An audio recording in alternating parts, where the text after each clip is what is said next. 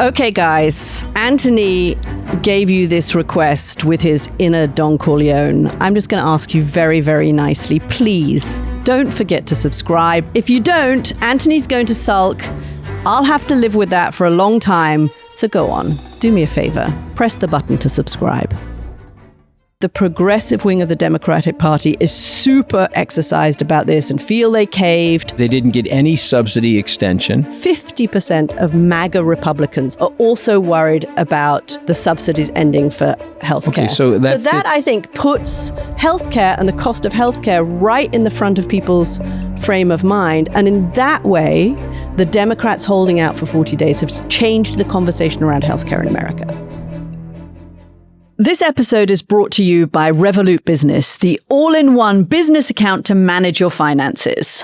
You know, global business once meant slow business, bureaucratic work, payments lost in transit and transfers, and took days instead of seconds. Revolut Business makes that a relic of the past. Send and receive payments in over 30 currencies to more than 150 destinations during market hours within plan allowance, all at the same interbank rates that banks use without any of the middlemen or the guesswork. So whether you're paying a team in Dublin or an invoice in Sydney, your money moves fast and lands clean. With automatic orders and price alerts, your money keeps perfect timing, moving when the rate's right. Exchange like an expert. Open a Revolut business account today by scanning the QR code on screen or using this link in this episode's description. Add money by the 31st of December 2025 to get a £200 welcome bonus or the equivalent in your local currency.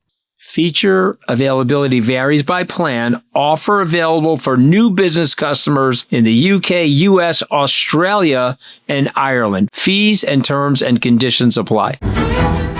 Welcome to The Rest is Politics US with me, Katty K, in London, right next to Anthony Scaramucci. We are recording this on Tuesday, and all the signs are, Anthony, that if you are listening to this on Wednesday, that is D-Day when the government gets reopened. This is when I realized that they were going to fold, the Democrats, and vote to reopen the government. On Sunday, I started looking at tickets for Thanksgiving, and my son has a ticket, an airline ticket, to come down to visit us from Maine. We bought his ticket a while ago from Portland to Washington, D.C., and I had this sudden panic that all of the planes wouldn't be running because the Transport Secretary said the planes are going to go to a trickle. It's going to be a nightmare. No one's going to be able to travel over Thanksgiving. So I went online and I booked Jude a train ticket.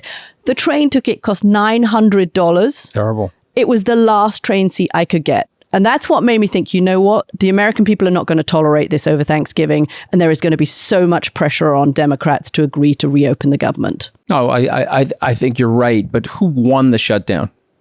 Politically, who won the shutdown? Yep.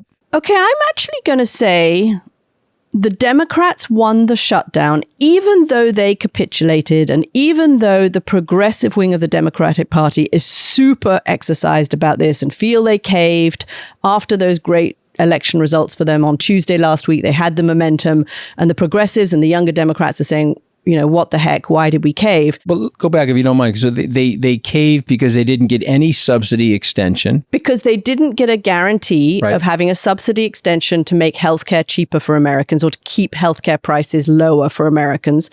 They effectively said, okay, we've pushed for that. We've spent 40 odd days pushing for that.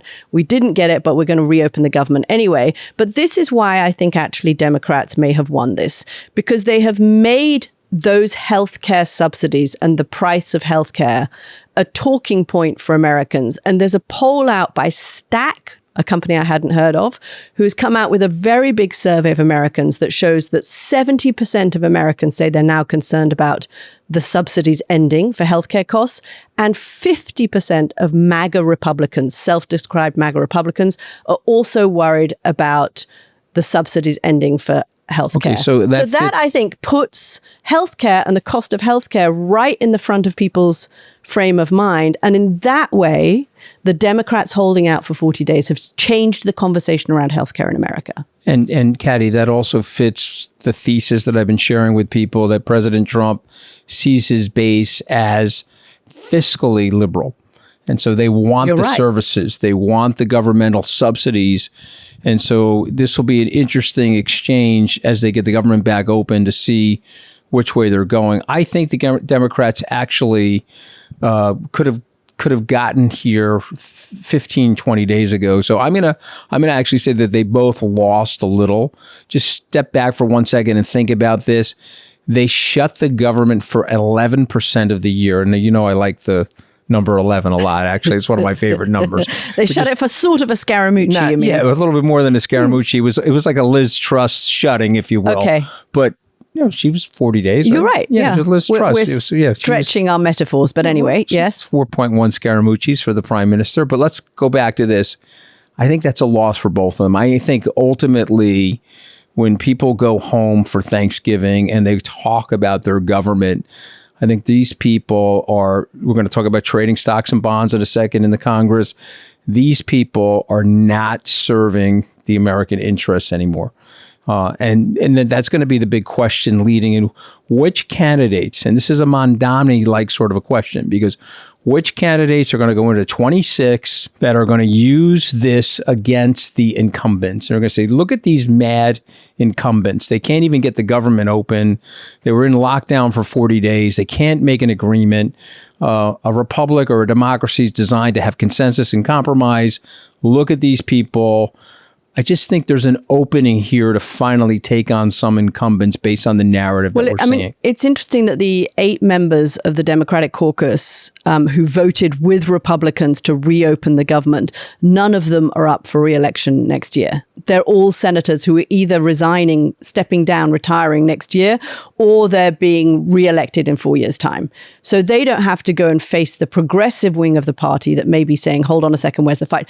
This is being cast, my sense is, as Democrats losing this fight because they didn't get the guarantee to extend the healthcare subsidies. And because in the end, they were the ones who caved to pressure, and they would say, well, we were just looking out for people who were not going to get their food assistance. We were looking out for people who were trying to travel over Thanksgiving and weren't going to see their families. And so we were looking out for members. But I'm not sure that it's such a loss as that. I think, first of all, they showed that they did care about people who get food stamps, and they drew a very clear distinction between what the White House was doing, which was pressing the courts not to allow people to have that food assistance. And they're saying, hold on a second, we're actually caring about that. And they drew the contrast as well between Donald Trump, who was having this Great Gatsby style party down at Mar-a-Lago, the Gilded Oval Office, the brand new ballroom in the White House. And they were pointing to all of those things, saying, hold on a second, that is what the president is focused on. We're focused on trying to make sure that you get your food stamps. I think there's some resonance with that with voters. I'm with you. I was making a broader statement related to like bipartisan indictment of these people. But I hear you. And the other point being that the rest of the world thinks this is crazy. Oh, the no, government absurd. can shut down at all. It's bonkers. It's absurd. I mean, you talk to international business leaders and they're like, what the heck's going on? Yeah, it's like astonishing that a country that has this level of GDP and wealth and hundreds of years of success would be running itself like this. It's just astonishing. Crazy. But I want to have a Zoom call. Okay. And we're going to do a little bit of role playing here. My Lord. I'm going to be the president this time. Okay. And so I'm going to purse my lips for those of you listening in on the podcast in your ear there. I'm pursing. Do the hand thing. You're good at that. I'm pursing my lips. I've got the hand movements going with the OK and the L, the reverse L. And you are going to be 2 people. Oh, okay. Okay. You're going to be Mike Johnson and Kash Patel. So you can give me a blended response. Hello? Is this on? Kash. Mike Johnson, do we have this Epstein thing under control? The government's about to open, and this Congresswoman-elect from Arizona, she's getting sworn in, and we're going to release these files. So are we in full redaction mode? So, hello, fellas. Are you there? Mr. President, when Congresswoman Adelita Grijalva, the Congresswoman from Arizona, is actually going to be sworn in, and as the Speaker has told you, Mr. President, she will be sworn in very soon, potentially this week. Then, of course, she will vote to release the Epstein files. And don't worry, Mr. President, we have a very big black Sharpie pen, and we are going through those files and redacting any sensitive information to anybody, Mr. President. So we think we're okay. There's a woman out there, one of the Epstein victims, that is claiming that there are videos of me, which of course you know is not true. There's no videos of me. But suppose there is videos of me. Have you got those blown up as well? Mr. President, we heard that mentioned of reports of photographs of you with underage women that were mentioned in the Pam Bondi hearings. You remember, Mr. President, the Attorney General was up in the front of the Senate, and one of those perfidious Democratic senators had the audacity, Mr. President, to mention that there may be video or photographic evidence of this. Don't worry, Mr. President, that big black Sharpie is going to redact everything. Okay, I mean, you had me perfectly until you used the word perfidious, because these guys don't know that word.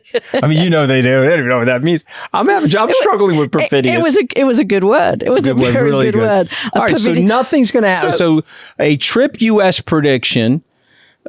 She gets sworn in.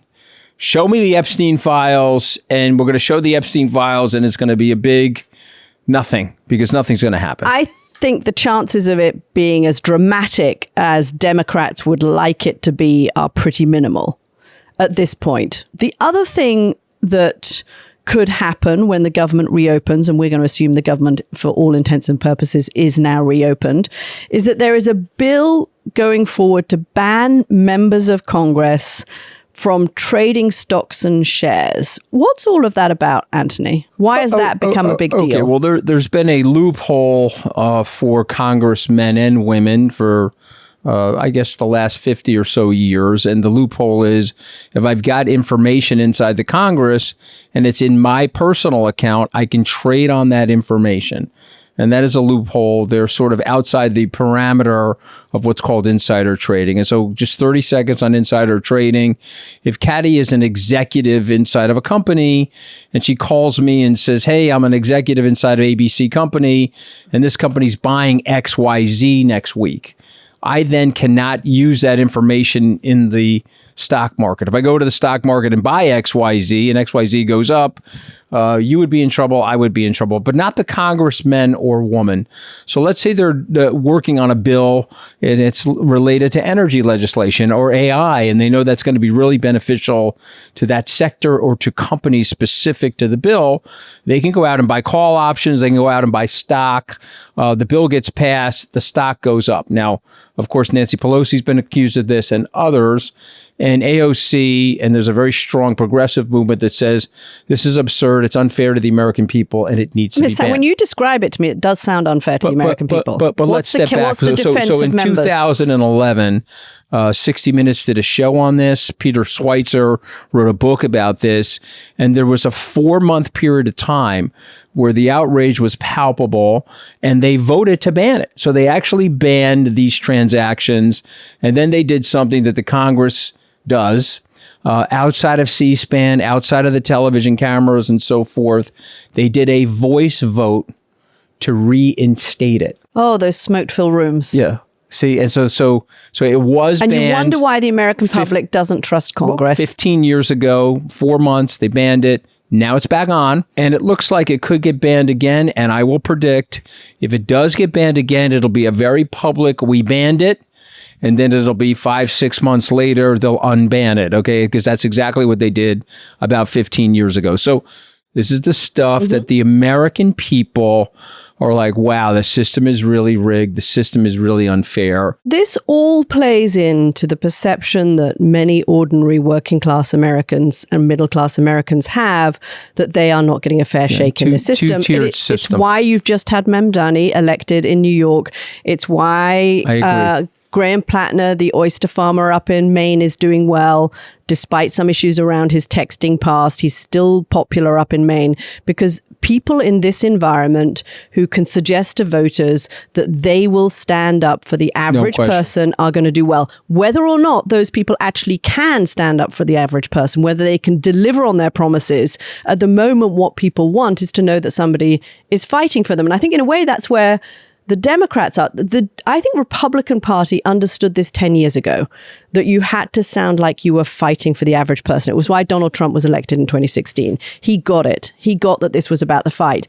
Democrats, I reckon, are 10 years behind. But this cycle, what we've seen is this same kind of message of, we will fight for you. And clearly the Democratic base is, you may or may not be able to deliver on it, but we at least want to know that you are fighting for us. Yes, but I'm going to say something really cynical and really terrible, because now I'm going to play the average incumbent. Yeah, all that stuff is great. I'm going to feed through pork. I'm going to feed through subsidies. My district, look at what Rand Paul's doing right now for hemp. He slowed down the process here because he's got hemp farmers in Kentucky, and he wants certain things taken out of the continuing resolution to protect those farmers. And so what I'm going to do is figure out a few things. I'm going to get to the camera and microphone, go back to my district, go back to my constituents, tell them what I did for them. And oh, by the way, I'm going to get a waterfall of money from big companies and special interests that I'm going to use on the airwaves to denigrate the opposition, disfigure them, ad hominem attack them. And so guess what's going to happen? Because 95% of the time it does, I stay in power. 95% chance for a incumbent to get reelected. Because the districts aren't competitive. The districts are not competitive. And by the way, my buddies at the state and local legislatures help me redistrict to ensure my survival in the Congress. And so all of that stuff sounds fun and nice. And you left out one other thing, Katty, is the fragmentation of the media has really allowed me to take advantage of my voters. Because remember, when you're making such a great, positive, optimistic case for the American political system today. I'm so reassured and excited. Well, Thank God the government is back open, so it can get back to doing all these wonderful things. Let me make the optimistic case now. When guys like Zoran Mandami show up at the door, you better figure out a way to put together practical reform. Because if you don't do that, they will win the people. He is a charismatic enough person. He's got a great enough. If you're opposing him, you have to come up with. Yes, if you're opposing him and you're looking at him saying, well, wait a minute, this has worked great for us, this sort of duopoly and these sort of rules and Citizens United where I get unlimited money from super rich people and big food and big farmers, really working great for us. But guess what? It's not working for the American people.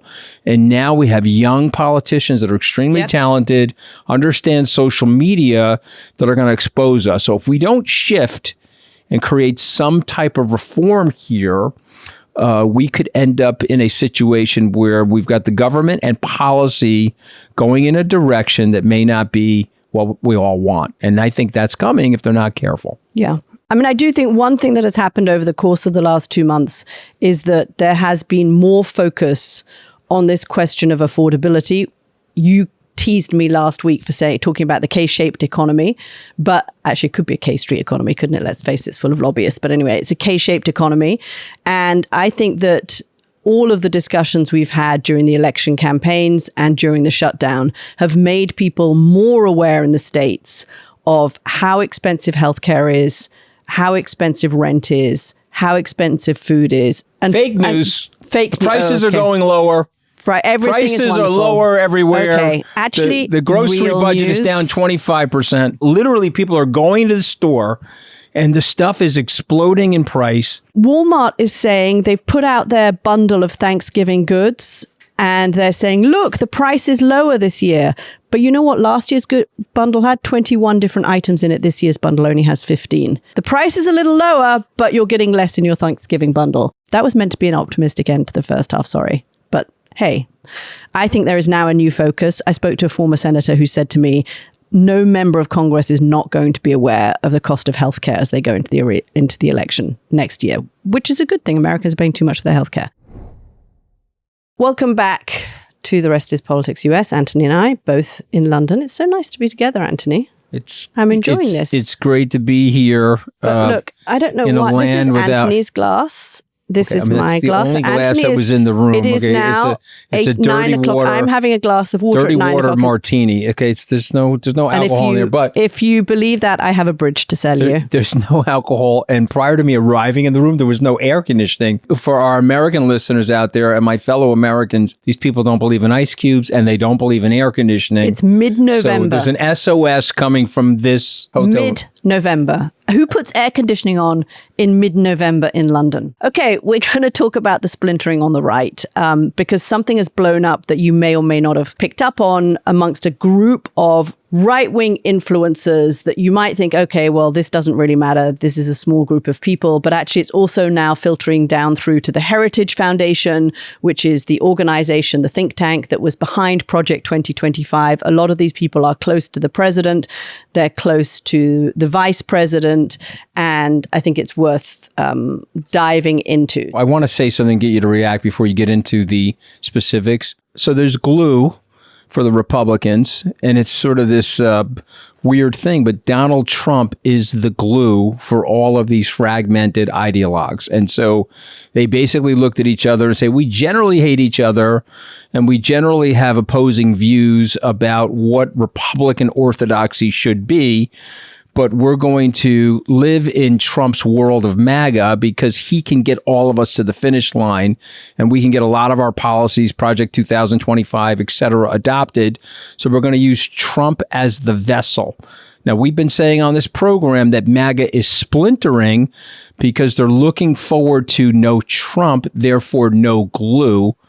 Okay, so now take over because it's starting to happen. Go ahead. Okay, so all of the jostling that's happening on the right. So this is a story that concerns 3 different podcasters, influencers, people with millions, literally millions of followers on the right of the MAGA movement, on the right of the conservative movement. And the first character is a guy called Nick Fuentes. You may have heard of Nick Fuentes. He is a self-described white supremacist, white nationalist, Christian nationalist. He was banned for a period on Twitter, as it was back then.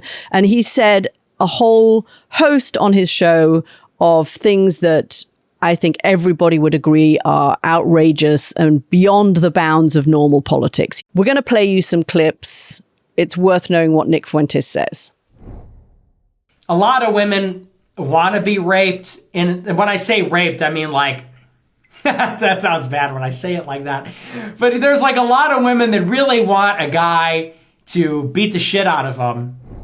Who cares? You know, enough with the Jim Crow stuff. Who cares? Oh, to drink out of a different water fountain.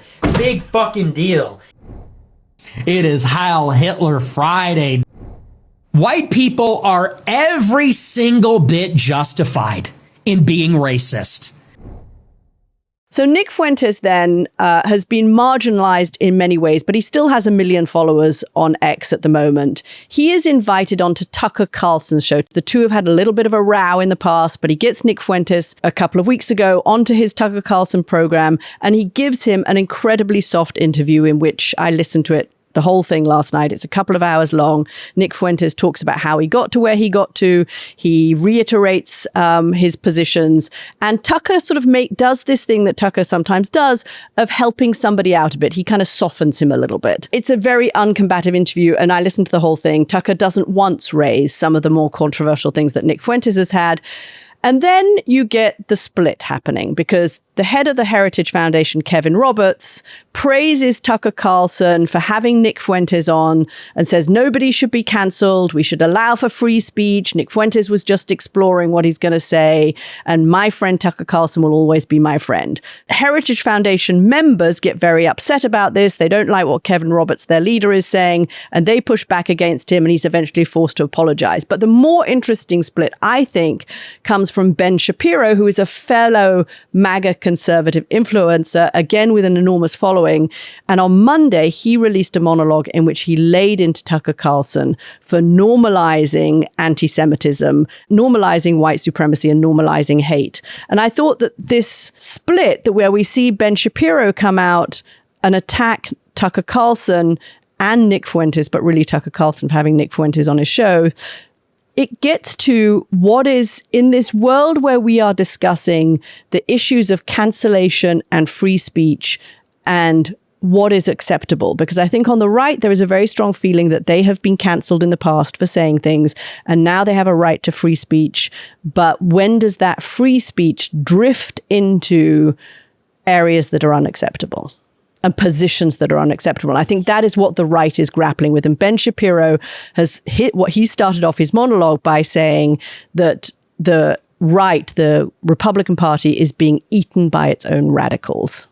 I mean, so there's so much here, but a couple of things I would want to add is Fuentes had dinner with Donald Trump in Mar-a-Lago with other anti-Semites. And so people were like, what the hell is Trump doing there?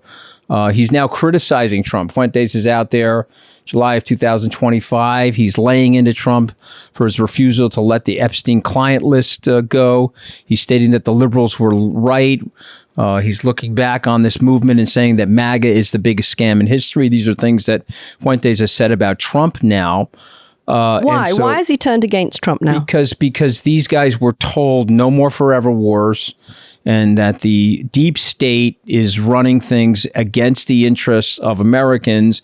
And this populist leader, Donald Trump, is going to expose all of that. He's going to release the Kennedy files. He's going to release the RFK Sr. files. He's also going to release the Epstein client list to show the web of influence that's at the top where these people are currying favor for each other. And of course, Trump didn't do any of that. So Fuentes doesn't like bombing Iran, for example, or bombing like Venezuelan fishing boats or attacking Russia. Well, Fuentes is more that's more like the Bannon. This is the interesting thing. There's so many different factions. That's more the Bannon faction of MAGA.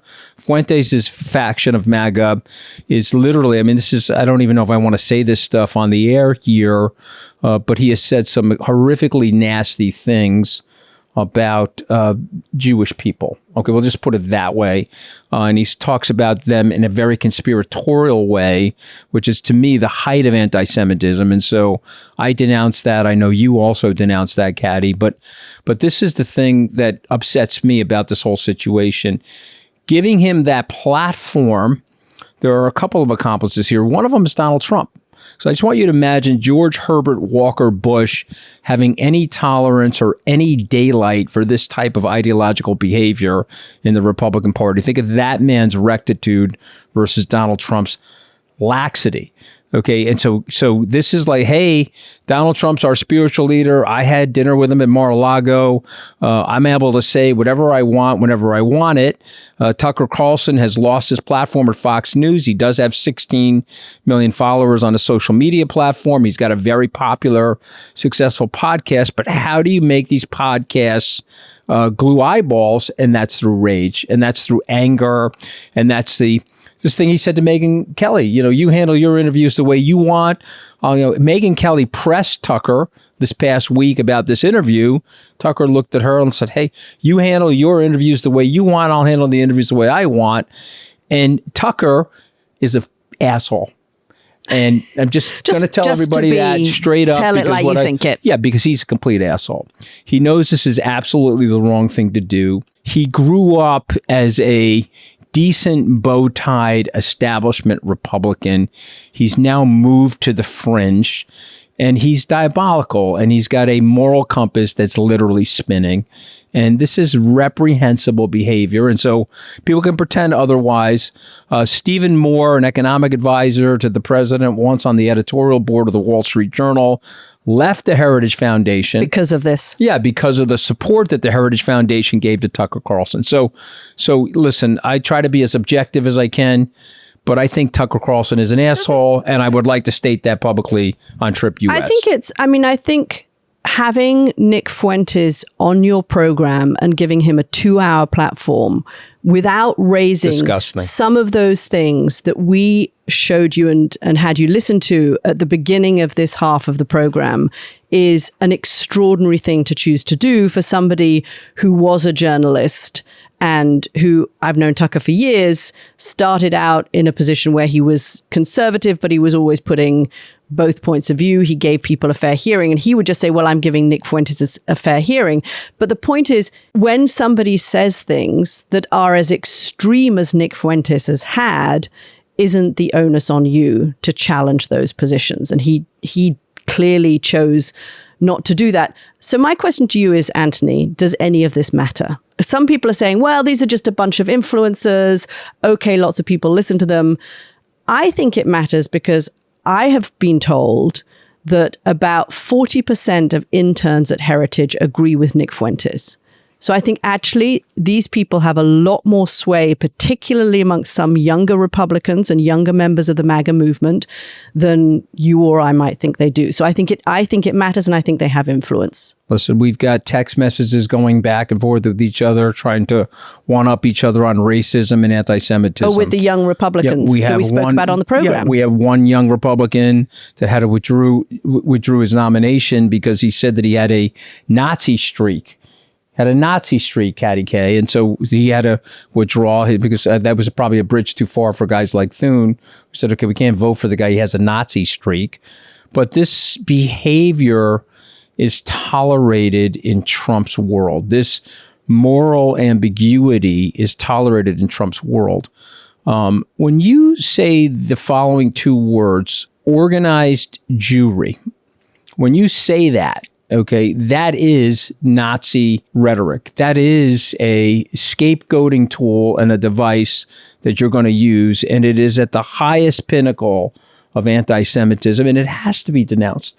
In a free world and a free society, to do that to other people, that sort of scapegoating, is against all of the mores of Western liberalism and against all of the mores of individual freedom. And so real leadership requires people to speak out against these things. But these guys won't do that. And I'm fine with that. Can I tell you why I'm fine with that? Because they're going to have an ideological civil war in this party. And if the Democrats wake up and they coalesce around somebody, or they get a framework together on policy and ideas, they're going to be able to beat these guys, because Trump was the glue for these lunatics to stay together. The Bannon group is very different from the Shapiro group, which is very different from the Fuentes group. And they're about to raise holy hell with each other over the ensuing 18 months. Fuentes is so young, too. He's got a long time to be engaged in American politics. Can I just say one other thing that strikes me as ironic? You've had for the past couple of years university presidents at elite universities being pulled in front of Congress and hauled over the coals by Republican members of the House because of anti-Semitism on their campuses. I'd like to ask Elise Stefanik, who was leading that charge against university campuses, and I think most of those universities would say they had to do more to stamp down on anti-Semitism. But how does she respond to what somebody like Nick Fuentes or Tucker Carlson are now saying about these comments about organized Jewry? How they're responding by not responding. Yeah. They're staying out of it. But moral leadership would require you to speak out against this. Moral leadership would require you to denigrate Carlson for platforming this nut and calling this out. And by the way, if Trump had any moral authority, which of course he doesn't, he would say, hey, knock this off. It's got nothing to do with me or Republicanism, and knock this off if you want to be a part of a movement that I'm responsible for and that I'm leading. But he won't do that. He enjoys this stuff because down deep, he's got some of this going on in his own personality. Well, we'll see where this split goes to. We'll keep an eye on this one because I think it's fascinating. And I do think that the overwhelming majority of Americans, when they hear what somebody like Nick Fuentes has been saying, when you actually play them those clips, they're going to be as shocked as you and I were. I had not really heard all of the clips, but now that I've heard them, I realize why people are giving Tucker Carlson such a hard time. We're sitting in modern America where people can have a Nazi streak and other people are looking around saying, okay, women want to be raped and laugh about it. It's the laughing. It's the way he thinks, I'm going to say this and it's going to make me cool because I'm saying stuff that other people won't say. It's that idea of, well, I'm going to shock the world by saying something that is not acceptable. But let them eat each other. That's my, before we end this thing, because you like ending on optimism, let them eat each other. Okay, let them go after each other ideologically and bash each other's brains in. That's what I want. Okay, that's all we've got time for today. But if you haven't had your fill of US politics this week, we have something very special for you. Become a founding member and listen to the first episode of The Real J.D. Vance. It's an exclusive series that was made by hosts of The Rest is Politics, Alistair Campbell and Rory Stewart. So listen, Katty, I love this whole series, but the first episode in particular, because they're exploring J.D. Vance's humble beginnings and what shaped him in his pursuit of power. And his rise reveals something about the state of American politics today. And this part of the story is so interesting to me because if you read Hillbilly Elegy, you learn a lot about J.D. Vance, his vulnerabilities before he takes on this mask of power. So listen in, sign up at therestispoliticsus.com. And here's a clip. If Donald Trump dropped dead, this guy is automatically president. How he has become what he's become from this background. I'm sitting in the back of this police cruiser. They've just arrested my mom. The relief of having survived another day. This is a story about something which we don't often talk about in America, which is class. I came from a southern Ohio steel town, and it's a town that's really struggling in a lot of ways. Trump, I think that he's leading the white working class to a very dark place. I'm a never Trump guy. I never liked him. But in the end, the main thing you need to understand about J.D. Vance is, given the choice between his intellectual statements and power, he chooses power every time. I was wrong about Donald Trump. Senator, this is an evolution past comments that you've made. You've said, idiot if you voted for him, might be America's Hitler. This is where this other side of his personality comes through. He's reverting to blame, anger. We're seeing migrants kidnap our dogs and cats. They're eating the dogs. I think the election was stolen from Trump. We're effectively run in this country by a bunch of childless cat ladies. He needs to prove absolute loyalty. And what I worry about is the threat from within. Have you said thank you once? But there's a bigger story, which is the story about this whole alt-right movement. Vance does not exist, really, without Teal, either financially or politically. Because this guy believes that America should be led by a monarch, which of course Trump believes as well. He sees him, frankly, as a future king, because he says Vance can tell the story of America. And in doing so, he crosses the cusp into a whole new vision of the world, at the center of which is not democracy, but the CEO, the authoritarian, the monarch. Hope you enjoyed that clip. Do sign up at therestispoliticsus.com to hear the full episode right now. And we will see you later this week. Thanks for listening. Great to be here. I'll be back on Zoom. I won't be in the presence of the incredible Katty K. I'll be by myself in my office again. Bye, guys.